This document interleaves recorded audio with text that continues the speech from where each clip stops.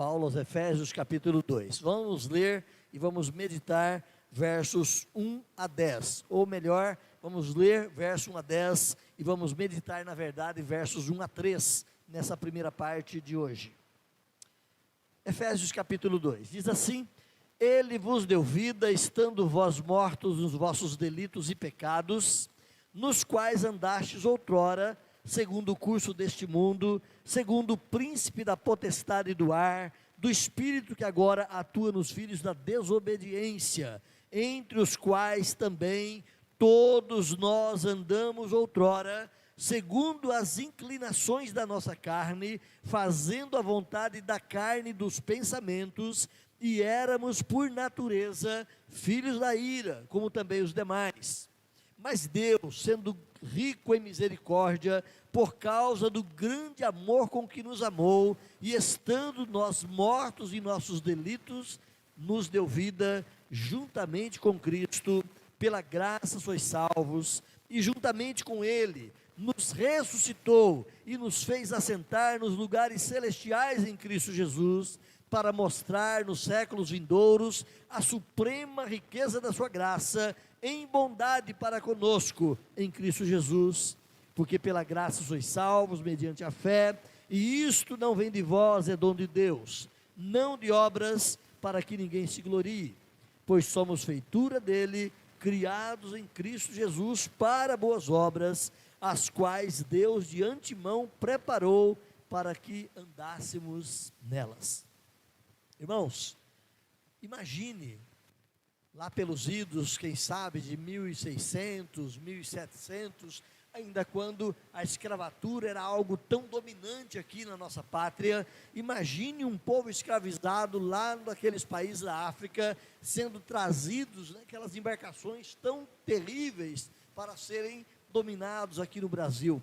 Imagine que, por alguma situação, um outro navio albaroa ou cerca aquela nau negreira, aquela nau que transportava aqueles escravos, e há ali um combate, há ali uma luta, e essa segunda embarcação consegue vencer os piratas que transportavam aqueles escravos e liberta aquele grupo que estava sendo escravizado.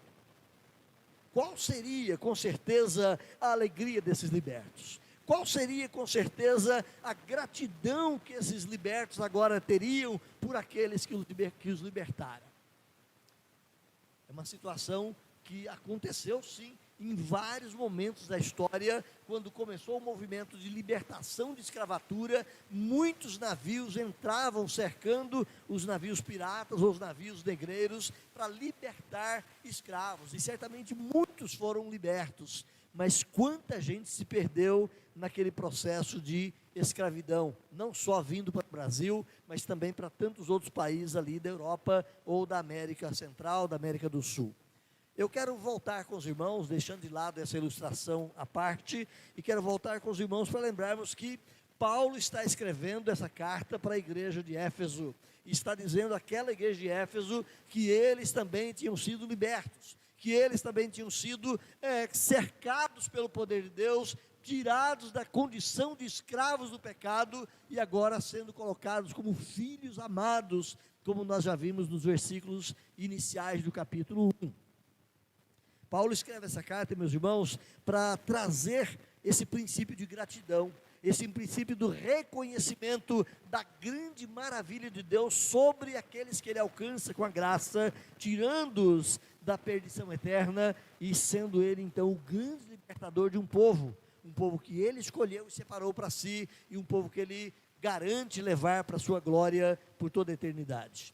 Voltando um pouquinho no contexto daquilo que nós já falamos anteriormente, o apóstolo Paulo, após demonstrar o supremo propósito de Deus escolhendo aqueles que fariam parte do seu povo, ele faz isso do versículo 3 no capítulo 1 até o versículo 14. O supremo propósito de Deus é separar um povo que seria para o louvor da sua glória, é separar um povo que seria alcançado pela ação de Deus Pai, Deus Filho, Deus Espírito, e seriam libertados para a glória dele. Paulo escreve aqui dizendo no versículos 15 em diante, que ele orava por aquela igreja, para que aquela igreja não fosse apenas uma igreja que continuasse crendo nas coisas fundamentais da fé, mas que eles tivessem os seus olhos abertos, que eles tivessem a compreensão ampliada para perceber a grandeza da glória de Deus no meio deles. E Paulo vai dizer isso no versículo de número 17, 18 e 19, especialmente, quando ele fala que o Espírito Santo os iluminaria, de modo tal que eles saberiam a esperança do chamamento, para que é que eles foram chamados como povo de Deus, que eles recebessem a iluminação do Espírito Santo e também tivessem a mente aberta de tal maneira para que eles pudessem compreender qual a riqueza da glória, o que é que os espera na eternidade. Em terceiro momento, Paulo diz que eles fossem iluminados pelo Espírito Santo, de modo tal que eles pudessem também saber a grandeza do poder que Deus exerceu em Cristo, ressuscitando dentre os mortos, e a grandeza desse mesmo poder aplicada na vida de cada um daqueles que, predestinados antes da fundação do mundo, seriam agora libertos do poder do pecado. Irmãos, para Deus libertar o homem do pecado, há uma guerra sendo travada. O diabo com seus asseclas, Satanás com seus anjos e demônios, com todo o poder que esses anjos malignos têm, eles continuam cercando e tentando impedir a conversão de cada um dos senhores e senhoras, tentando impedir a obra da graça de Deus em cada um daqueles que estão escolhidos antes da fundação do mundo. Eles não sabem, como nós, quais são os que Deus escolheu, mas eles atuam sobre cada pessoa, diz o apóstolo Paulo aos Coríntios, capítulo 4, versículo 4, cegando o entendimento, fechando a capacidade de perceberem as verdades do Evangelho. Está tudo aí nu e claro, mas o homem sem Cristo é cegado. E Paulo diz então que é o Espírito Santo que vem, ilumina os olhos do nosso coração, para que possamos ser convertidos, nascer de novo e ter uma vida em Cristo Jesus. Então, com essa iluminação do Espírito Santo, nós podemos perceber esse poder de Deus, agindo na nossa salvação. Ele agiu lá em Cristo Jesus, Ele operou a realidade do sacrifício de Cristo a nosso favor, e Ele continua operando na história, alcançando e libertando cada um daqueles eleitos de Deus no decorrer da história. E a luta continua, como diz o provérbio presente em nosso país, a luta continua. Mesmo alcançados por Cristo Jesus, há uma guerra constante do pecado, há uma guerra constante de Satanás contra você, há uma guerra constante dos poderes do mundo contra a vida do cristão, e essa luta continua. E Paulo está dizendo isso, é esse poder que levantou Cristo dentre os mortos, esse é o poder que Deus atua na sua conversão e atua na sua perseverança até o último dia. Paulo demonstra, meus irmãos, que esse poder então foi usado supremamente, poderosamente, para libertar Cristo, para levantar Cristo dentre os mortos e colocá-lo acima de todo nome, de todo poder, de toda autoridade que se possa reconhecer em quaisquer épocas, em quaisquer tempos, em quaisquer lugares. Esse poder de Deus levantou Jesus. Esse poder de Deus é o poder que atua na minha e na sua vida, nos transformando para sermos seu povo. Eu quero compartilhar conosco então hoje, de uma forma bem simples, essa nova vida que é dada aos eleitos. Eu comecei a estudar o texto, parece que é um texto tão simples, tão fácil da gente expor e falar alguma coisa sobre ele, e de fato é, mas ao mesmo tempo ele é tão rico e tão cheio de nuances, de percepções, que eu não consegui fazer um esboço muito simplificado. E eu cortei então a nossa reflexão de hoje em duas etapas. Então nós vamos olhar hoje do verso 1 ao 3 e na semana que vem, se Deus assim permitir, do verso 4 ao 10. Eu quero colocar para você então a primeira proposição, essa nova vida que é dada ao eleito de Deus, essa nova vida que é dada àquele que é predestinado antes da fundação do mundo para ser povo de Deus. Esse dar a vida é uma ação monérgica de Deus. O que nós queremos dizer com isso? Que você não fez nada, que você não faz nada, que você não é nada para conseguir a bênção salvadora de Deus na sua vida. É uma ação totalmente de Deus, é uma ação única de Deus. A palavrinha monérgica, ela vem de uma conjugação de dois termos lá do grego, a palavrinha mono, que é um, Você lembra disso lá das aulinhas de português. E a palavra ergo, ou erga, lá do grego, que é a palavra trabalho, obra ou realização. Então é uma única obra, ou seja, é a obra de um único agente. É unicamente Deus que realiza esse dar a vida. O apóstolo Paulo, meus irmãos, ele continua falando então, como dissemos, desse poder de Deus, que foi operado em Cristo Jesus, que ressuscitou Cristo, mas agora ele quer trazer esse mesmo poder na conversão do pecador, e ele vai dizer que Deus nos deu vida quando estávamos mortos. Olha a relação, Cristo fisicamente morto, abatido ali no túmulo, e Deus age com o seu poder para ressuscitar o morto, para levantar o corpo de Cristo, para trazer de novo a vida, e levantá-lo até o mais alto lugar de glória e de poder. E Paulo vai dizer agora, Deus usa esse mesmo poder para ressuscitar você, que estava morto nos seus delitos e pecados. A Bíblia nos ensina, e é claro isso para cada um dos irmãos, que com a queda edênica, a queda acontecida lá no Éden, todos morreram. Todos nós fomos atingidos frontalmente pelo pecado, e esse poder do pecado nos levou a uma condição de morte espiritual. Assim que Adão e Eva pecaram, houve uma ruptura tão grande, tão forte, que eles perderam a dimensão de quem eram, onde estavam exatamente e onde estava Deus. Quando Deus surge no cenário, não há uma atitude de amor, de carinho, não há uma atitude de desejo de estar na presença de Deus, mas há uma fobia, há um medo, e eles correm e se escondem, porque agora o Deus amável e glorioso, que caminhava com eles na viração do dia, ali no jardim do Éden, era um terror, era algo assustador para eles, eles não tinham confiança de estar na presença do Senhor, houve uma morte espiritual. Gênesis 2,17, você se lembra muito bem quando Deus diz, no dia em que dela comeres, certamente morrerás. Houve a morte. Adão e Eva continuaram vivendo biologicamente, mas espiritualmente haviam sido abatidos, haviam sido mortos em espírito. Paulo falando disso em Romanos capítulo 5, versículo 12, irmãos, Paulo vai dizer que assim como por um só ato, ou por um só homem, entrou o pecado no mundo, e pelo pecado entrou a morte, assim também a morte passou a todos os homens, porque todos pecaram. Todos foram atingidos pelo pecado, e todos recebem a maldição do pecado, assim como Adão morreu espiritualmente, todos nós nascemos natimortos. Todos nós estamos vivos fisicamente, biologicamente, mas espiritualmente desconectados de Deus, espiritualmente mortos. E é isso que Paulo diz aqui no verso 1, logo de cara, estando vós mortos em vossos delitos e pecados. Você não é morto espiritualmente porque você praticou o pecado. Entenda isso. Você não é morto espiritualmente porque você fez alguma coisa que te levou à morte.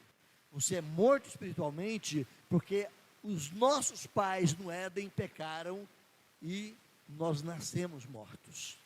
Toda criança, como disse Davi lá no Salmo 51, é nascida como fruto da iniquidade. Eu nasci na iniquidade, em pecado eu fui concebido. Aquele estado de morte que era a vida agora experimentada por Adão e Eva depois do pecado, é a vida que cada um de nós já experimentamos desde o nascimento. Nascemos mortos e separados de Deus. Nascemos mortos e distantes de Deus. Em outro contexto, ainda em Romanos, Paulo vai dizer que todos pecaram e estão separados, destituídos de pertencerem àquela glória, àquele estado de vida com o Senhor. Então, meus irmãos, nesse estado de morte espiritual, o homem é destinado à perdição eterna, visto que o morto não pode obter vida por sua própria conta, ele não pode ressuscitar a hora que quer ressuscitar. Se você tiver um morto fisicamente perto de você, e você fizer a pergunta para ele, meu amigo, você agora quer continuar morto ou quer viver? Qual é a resposta do morto? Nenhuma. O morto não responde.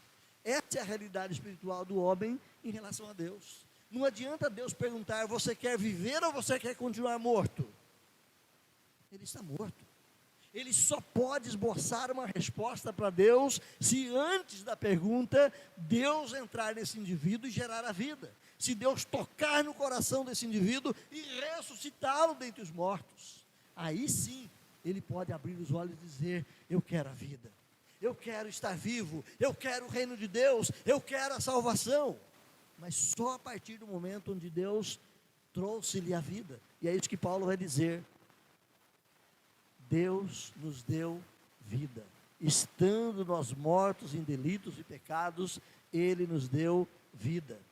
Então, toda a raça humana se encontrava nessa condição de mortos.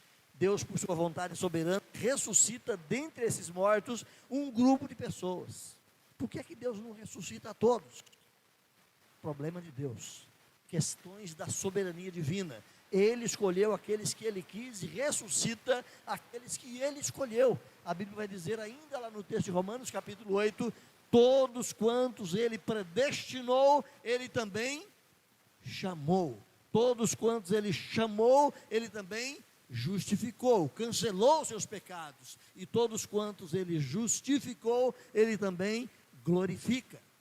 É Deus que faz com quem Ele quer e com quantos Ele quer. Não cabe a mim ou a você querer discutir com o Todo-Poderoso para perguntar a Ele: por que o Senhor não ressuscitou todos?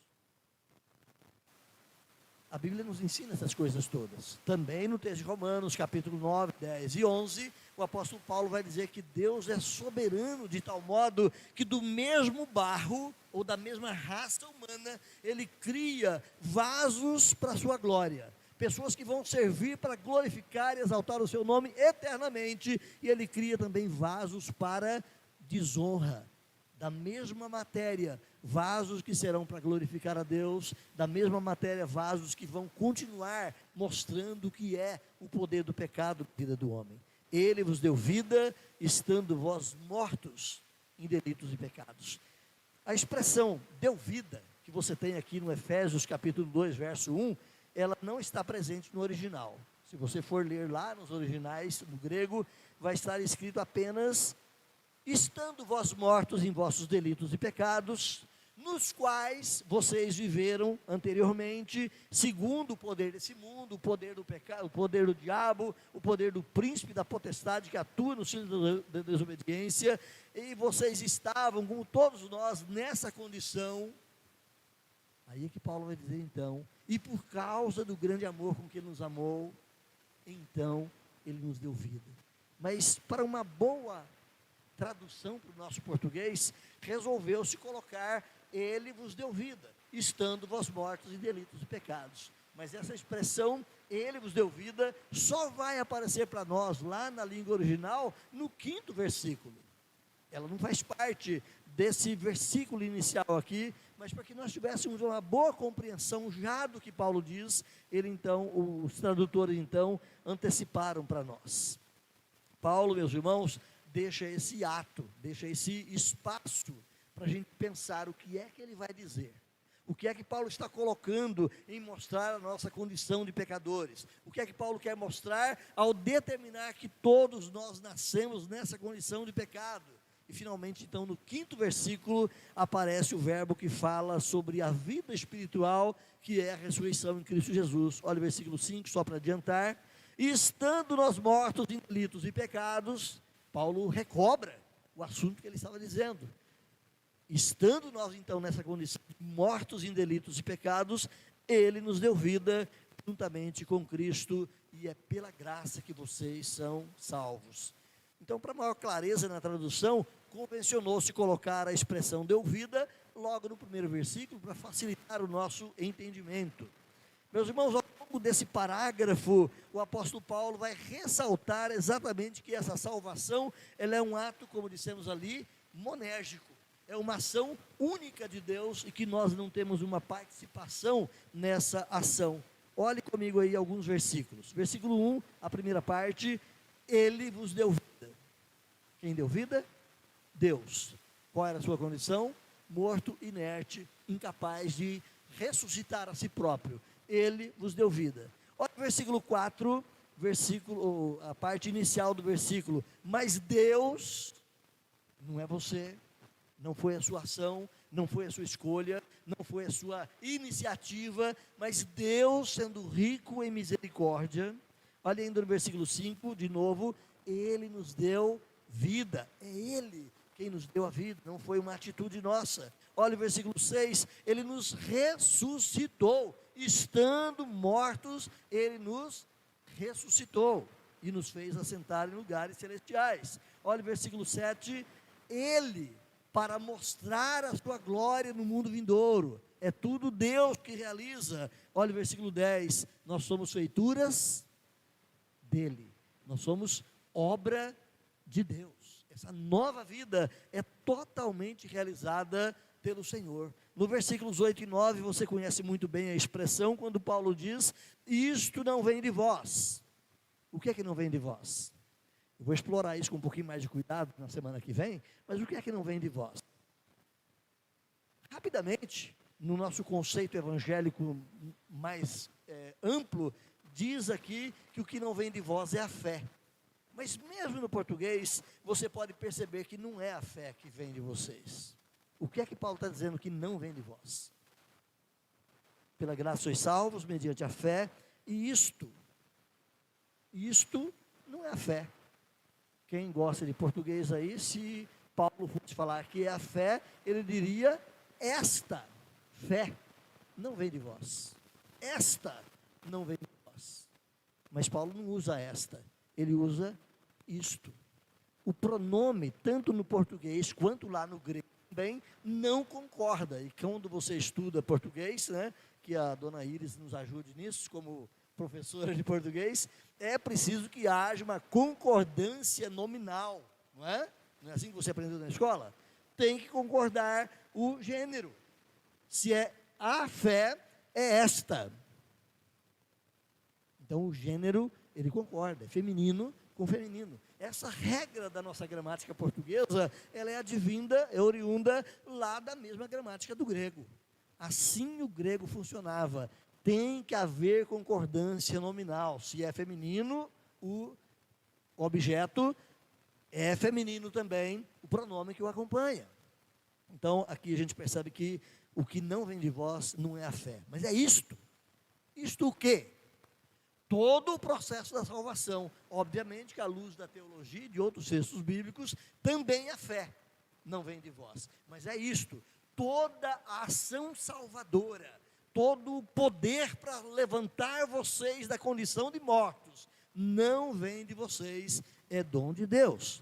Paulo reconhece, meus irmãos, aqui então, a sobreexcelência dessa ação exclusiva e soberana de Deus na salvação. Lembra de João capítulo 3? O que tem lá em João capítulo 3? A entrevista de Jesus com Nicodemos, né? Com Nicodemos. E Nicodemos procura Jesus à noite, parece que alguns vão interpretar que ele era um homem muito bem posicionado, era um dos principais entre os líderes ali de Jerusalém, então ele procura Jesus à noite, quem sabe não querendo se comprometer perante outras lideranças ali, e Jesus conversa com ele, mas eu quero tocar no ponto rápido. Jesus diz para ele o quê? Como é que você tem a vida eterna? Se não nascer de novo, não pode ver o reino. Se não nascer de novo, não pode entrar no reino. Por que você não pode ver o reino? Porque você está morto. Quem está morto não vê nada. É preciso que nasça primeiro.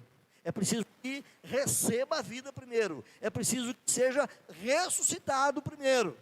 Aí sim pode ver o reino. Aí sim pode compreender as grandezas da salvação de Deus. Aí sim pode abrir os olhos e dizer, Senhor, eu quero.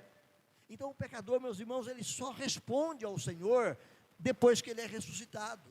Então já começou o processo de salvação na vida dele. Ele já está praticamente com a nova vida em si. E agora, com posse dessa nova vida, com os olhos abertos, o pregador pergunta para ele, você gostaria de ter Cristo como seu salvador pessoal? Ele levanta a mão e diz, eu quero. Mas ele só pode responder se Deus antes já o tiver ressuscitado. Uma resposta que seja plena e verdadeira só pode ser dada se ele verdadeiramente tiver sido ressuscitado. Então, o processo de ressurreição do morto espiritualmente é uma ação de Deus. Os mecanismos religiosos, evangélicos e cristãos, mundo afora, usam de várias alternativas. Olha, levanta a tua mão, olha, dê um passo à frente, olha, você tem que dizer algumas palavras, ore comigo, isso e aquilo outro. Existe uma série de processos que são mecanismos religiosos, e muitas vezes o não convertido, ele entra nesse processo. Ele levanta a mão, ele vem à frente, ele repete a oração da aceitação, ele faz tudo aquilo, mas muitas vezes ele não nasceu de novo. E se nascer de novo é ação de Deus. O mecanismo religioso não ajuda. O mecanismo religioso não resolve o problema da morte espiritual. É preciso que Deus, de fato, traga vida para esse indivíduo. Paulo reconhece então essa sobreexcelente obra de Deus, uma ação exclusiva do Senhor, e mais uma vez a gente poderia voltar lá para o texto de Romanos, quando ele diz no capítulo 3, verso 26, onde, pois, a jactância foi de toda excluída. Por que Paulo faz essa pergunta lá? O que é a jactância? A jactância é aquela soberba, aquela empáfia do indivíduo bater no peito e dizer, olha, fui eu é que resolvi receber Jesus como Salvador da minha vida, eu é que resolvi sair do mundo de droga e vir para Cristo, eu é que resolvi mudar o meu comportamento, foi minha força de vontade. Se você for estudar o capítulo 3 de Romanos, Paulo vai dizer que não foi. Foi Deus que agiu na sua vida e mudou a sua vida. Então, se é por uma ação de Deus, onde está a glória humana na sua salvação? Paulo está tratando aqui, meus irmãos, do capítulo 3 de Romanos, no finalzinho desse capítulo, com a mesma expressão que ele trata aqui no capítulo 2 de Efésios.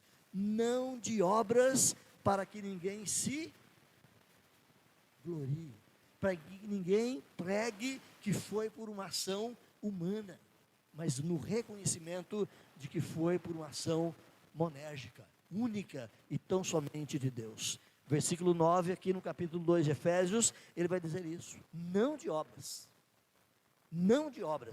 para que ninguém se glorie. Então, a salvação, esse dar a vida, não é uma resolução do ser humano. Receber a vida em Cristo não é um passo que o indivíduo dá em direção a Jesus. Quem não cantou a música de Oséias de Paula? Esse é um cantor da minha época, né? Lá nos idos de 70 e 80. Um passo só, tu precisas dar a Cristo. É uma música difícil, né? Mas ele incentiva isso, é você que tem que dar esse passo. Jesus já fez tudo o que precisava, agora é você que tem que dar esse passo. Meu amado irmão, minha amada irmã, se Jesus tiver morrido na cruz, se o sacrifício dele tiver sido aceito por Deus como válido, como de fato morreu e como de fato foi, mas se ele deixasse agora na dependência do pecador para dar esse passo, o pecador não daria esse passo. Por quê? Estando vós mortos em vossos delitos e pecados. Vocês não dariam jamais esse passo. É preciso que então esse dar a vida também seja uma ação de Deus. Segunda coisa, vamos adiantar. O dar a vida é libertação do estado de morte. Então, esse dar a vida é quando Deus toca no indivíduo, é quando Deus entra no indivíduo, é quando Deus processa essa libertação. Me vem à mente aqui, não coloquei no meu script, mas me vem à mente rapidamente aqui, então, o texto lá de Colossenses capítulo 1, versículo 13. Lembra dele? Colossenses 1, 13. Ele vos libertou do império das trevas e vos transportou para o reino do Filho do seu amor. Quem que te tirou do reino das trevas? Foi você pela sua vontade? Foi você pela sua escolha? Foi você porque levantou a mão? Não. Ele, Deus, o Deus Todo-Poderoso, é que agiu tirando você do império das trevas e colocando você agora no reino do Filho do seu amor. Então, meus irmãos, olhemos o estado de morte generalizada que Paulo apresenta aqui nesses versículos iniciais do capítulo 2 de Efésios, demonstrando que todos estavam mortos por causa do pecado. Olha o versículo 1 a 3, como nós vamos ler na sequência. Estando vós mortos nos vossos delitos e pecados, nesses pecados vocês andaram outrora de acordo com o curso natural desse mundo, segundo o poder dominante que é o espírito da potestade do ar, do espírito que agora atua em todos quantos não foram alcançados por Cristo Jesus, os filhos da desobediência, entre os quais vocês também. Aliás, Paulo se inclui, entre os quais nós todos andamos outrora. E Paulo está dizendo então que todos nós éramos pecadores e mortos, todos nós atingidos pelo poder do pecado, e todos nós sem condição nenhuma de resolver o problema do pecado. Os dois termos que você encontra logo de cara, no versículo 1, delitos e pecados, esses dois termos, eles não devem ser separados. Quem sabe a gente querendo entender o que é um delito e o que é um pecado. É um hebraísmo. Você vai encontrar muito isso nas falas dos judeus e na poesia hebraica, com muito mais ênfase, quem sabe, quando, por exemplo, diz lá o texto de Salmos: o braço do Senhor me deu a vitória e a sua mão estendida me libertou. É a mesma coisa. O braço do Senhor e a mão estendida é a mesma coisa, é apenas um hebraísmo, é uma maneira de reforçar a argumentação. Então, quando Paulo diz aqui os delitos e pecados, toda a sua pecaminosidade, precisa tentar discernir o que é um delito, o que é um pecado, é apenas a transgressão e a desobediência, o estado caótico de morte no qual o ser humano está. Então, esses dois termos, eles não precisam ser necessariamente distinguidos nitidamente. Esse estado de morte tem a sua fundamentação, meus irmãos, na condição pecaminosa herdada por Adão. Deixa eu cuidar do tempo aqui, né? Por que é que nós devemos a dívida brasileira? Quem criou essa dívida? O que tem a ver você, cidadão do século XXI, pagando uma dívida que você não fez? Ou foi você que fez? A gente faz a do cartão de crédito e já sofre para pagar, né? Imagine pagar a dívida do Brasil. O que tem a ver com isso? Recapitulando rapidamente, lá nos idos de 1822, naquele dia glorioso, quando Dom Pedro saca da espada e diz independência ou morte, na verdade ali era um ato litúrgico. Era um ato, sim, de dizer que nós agora estamos libertos do poder de Portugal, mas para que isso acontecesse, negociações foram feitas antes. A Inglaterra, que era o grande país em desenvolvimento na época, estava com os olhos não só no Brasil, mas em vários outros lugares. Quando você vai estudar a história da Inglaterra, eles estavam dominando muitos outros países do mundo e sabia que o Brasil tinha matéria-prima e condições de fortalecer a indústria nascente naquele país. Era o período do desenvolvimento científico. As grandes movimentações de criações estavam acontecendo praticamente de 1750 para frente.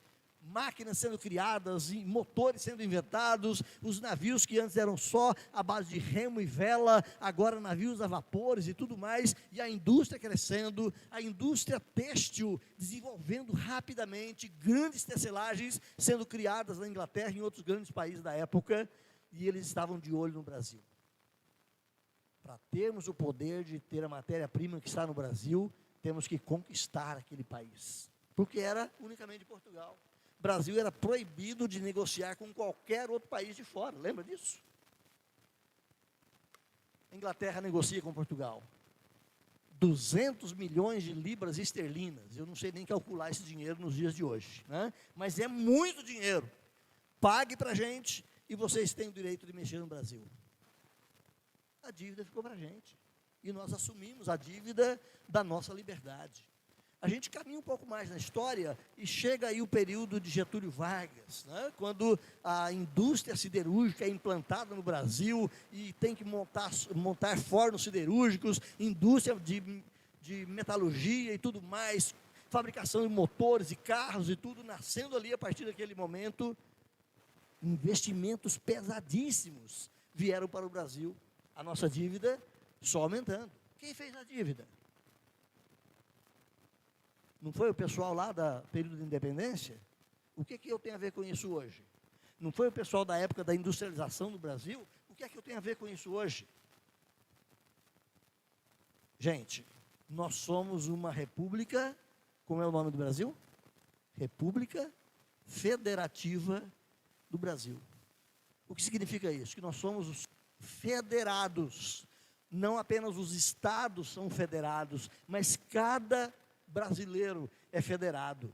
Ou seja, nós temos um representante maior e o que ele fizer, cada um de nós responde por ele. Se ele acertar, todos nós acertamos com ele. Se ele errar, todos nós erramos com ele. Nós estamos tremendo de medo com essa mudança política que está acontecendo no Brasil agora, porque isso vai implicar no meu bolso e no seu bolso. Não importa se a esquerda vai acertar ou não, importa que isso vai afligir a mim ou a você. Se eles acertarem, que bom, não é? Mas se eles errarem, quem é que paga a conta? Cada um de nós, porque nós somos federados. Adão era o representante federal, esse é um termo que a teologia usa para Adão. Adão era o representante federal da raça humana. Se Adão acertasse, todos nós acertaríamos com ele. Se Adão errasse, todos nós erraríamos com ele. Se Adão pecasse, todos nós herdaríamos a sua condição de pecador. Se ele morresse por causa do pecado, toda a raça humana, presente potencialmente em Adão, seria portadora da morte. E foi o que aconteceu, exatamente isso. Então, meus queridos irmãos, esse estado de morte nasceu ou surgiu lá na queda. É aquilo que nós já dissemos lá com Romanos capítulo 5, versículo 12, assim como por um só homem entrou o pecado no mundo, e pelo pecado a morte, assim também todos nós morremos, porque somos herdeiros de Adão. Então, meus irmãos, Paulo caracteriza essa sociedade daqueles dias ali, na vida greco-romana, e olha esse ponto de vista aqui para nos ensinar. Se você olhar um pouco mais no texto, versículo 2, nos quais refere-se a quê? Aos delitos e pecados. Nesses delitos e pecados, todos nós andamos outrora. Nesses delitos e pecados, todos nós somos herdeiros dessa condição de morte. E Paulo vai usar agora alguns princípios da estrutura greco-romana para nos ensinar alguma coisa. Ele vai dizer que nós vivemos assim, de acordo com o curso deste mundo. A palavrinha curso deste mundo é a palavrinha aion cosmou, lá do grego, que é o sistema de vida desse mundo caído. Ou seja, todos nós andamos assim, de acordo com o sistema caído no pecado. Quando você vê Gênesis capítulo 6, versículo 5, nós reportamos rapidamente isso na escola dominical hoje pela manhã, viu Deus que a malignidade do coração do homem era intensamente mal.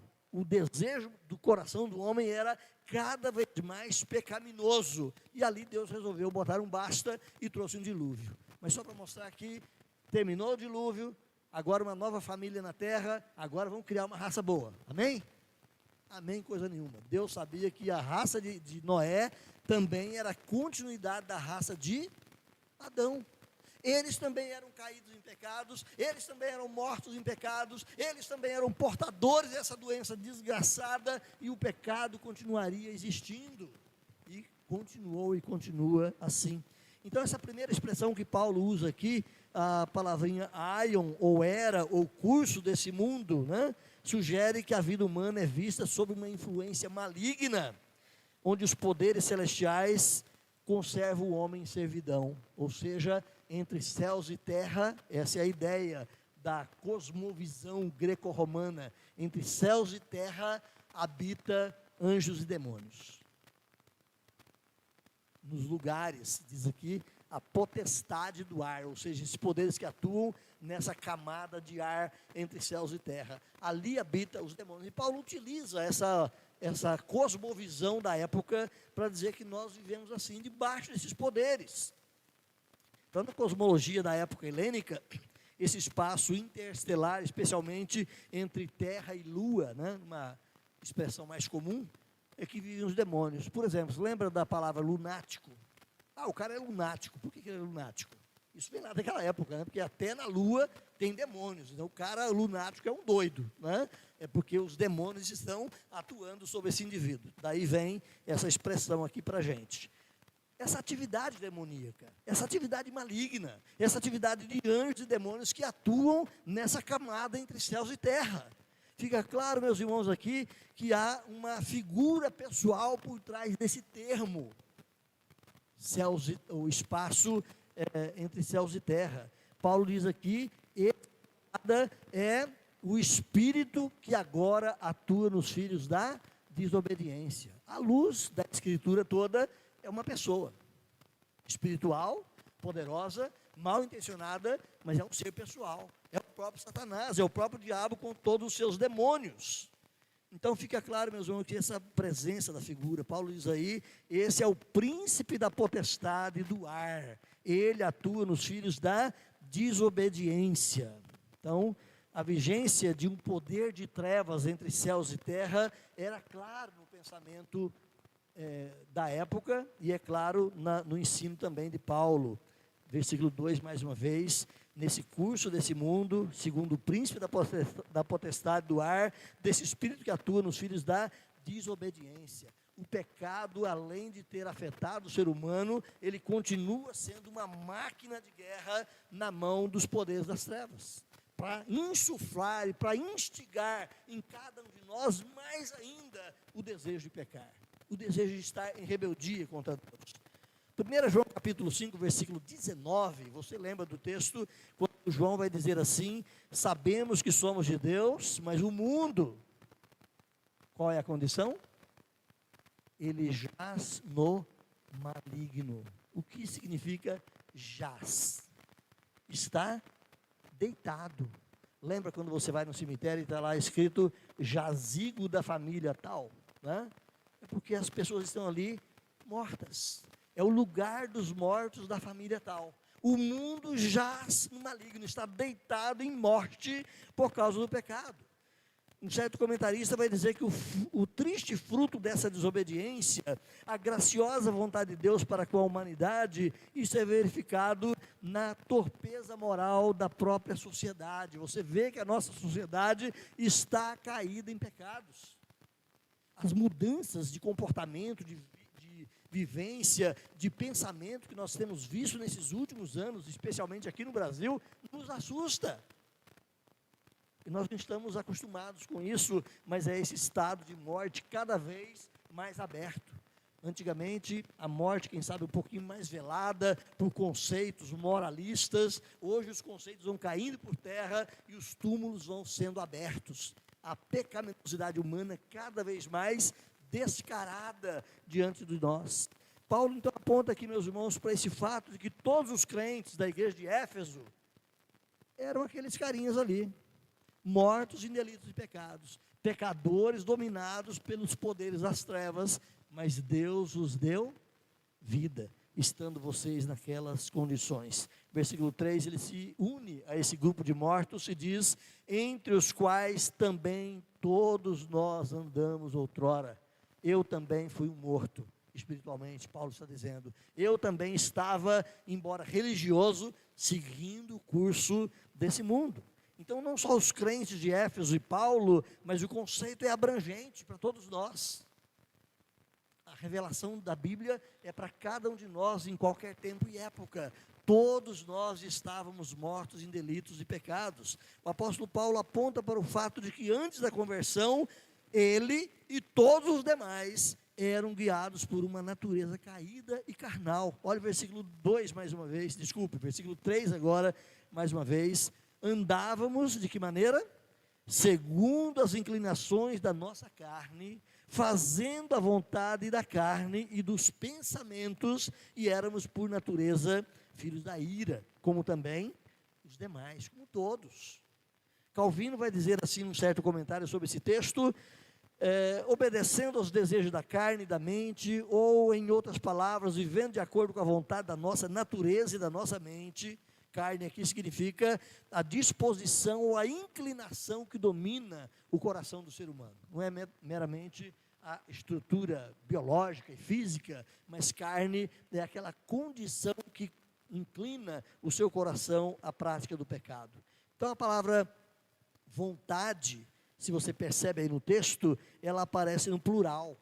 Não necessariamente a palavra em si, mas o conceito. Olha só, fazendo a vontade da carne e fazendo a vontade dos pensamentos.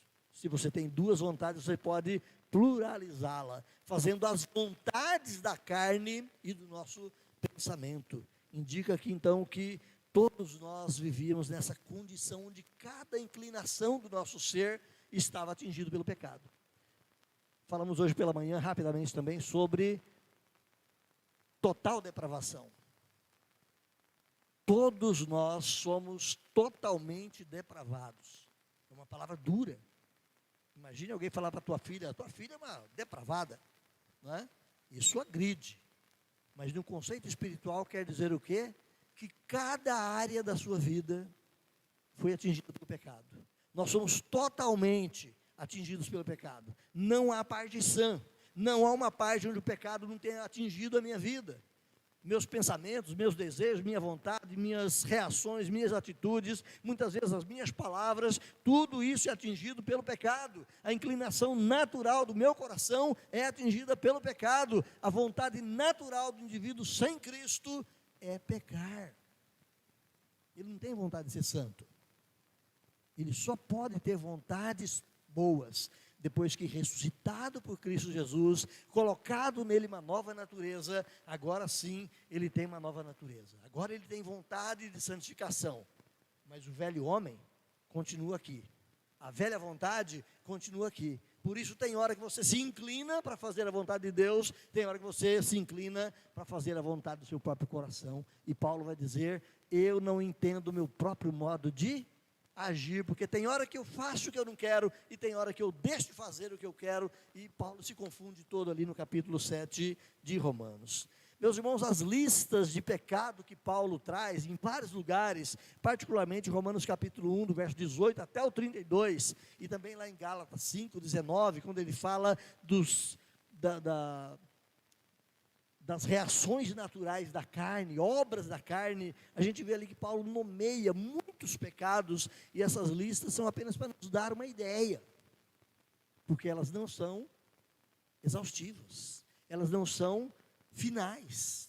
A gente poderia colocar muitos outros pecados ali naquela lista que Paulo também expõe. Tudo isso Paulo vai dizer que o ser humano é totalmente atingido pelo pecado. É dessa pecaminosidade universal, então, que Paulo diz que Deus nos libertou. Estando nós nessa condição de pecadores, Ele nos deu vida, Ele nos libertou. O apóstolo Paulo escreve essa epístola, meus irmãos, de volta lá na introdução, lembra? Do navio negreiro, que é albaroado, cercado por um liberto. Paulo isso, nós estávamos segundo o curso desse mundo, indo para um final de vida horrível. Estávamos já em condição de mortos espirituais, navegando em mares tormentosos para uma perdição eterna, e de repente um outro intercepta a nossa viagem, a nossa navegação, e nos liberta. É isso que Paulo nos ensina aqui. É Deus que intercepta a nossa vida, é Deus que entra no curso pecaminoso da nossa vida e nos ressuscita, e nos dá vida.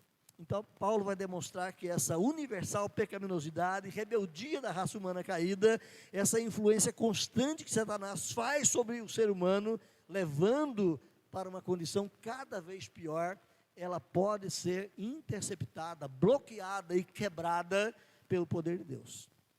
A palavrinha libertar, lá no grego, é o verbo liô, mas ao mesmo tempo que ela significa libertar, ela significa também a ideia de quebrar correntes, quebrar amarras. Então, libertar é quebrar as amarras do indivíduo. Quando a Bíblia fala que Deus nos libertou, é porque Ele quebrou as algemas da nossa escravidão. Ele quebrou as algemas da nossa servidão. Então, nesse estado de morte, incapaz de salvação, Paulo afirma que Deus nos deu vida. Eu termino aqui, queridos.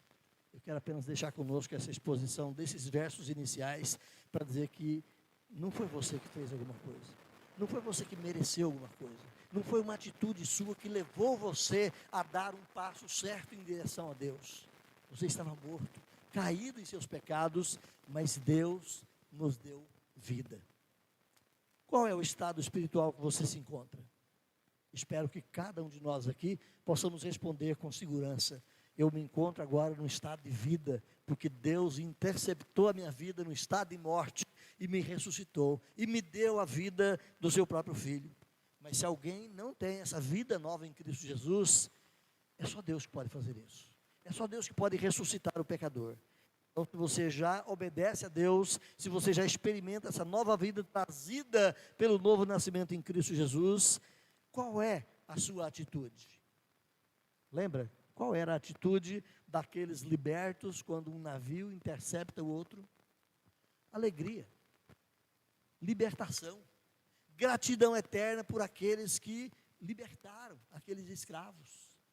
É assim a atitude do cristão, olhar para essas verdades aqui e dizer: toda glória a Deus, louvado seja Deus, eu preciso viver de modo que Deus seja glorificado na minha vida, eu preciso continuar dizendo que Deus é o grande libertador e anunciar essa libertação para tantos outros escravos que estão aí, e quem sabe a graça de Deus também vai operar na vida deles, e vai trazer libertação a esses tantos. A sua vida corresponde à alegria da libertação? A sua vida corresponde à gratidão de ter sido liberto da condenação eterna? Os seus atos, o seu envolvimento com a causa de Deus justifica esse ato que Deus fez libertando a sua vida?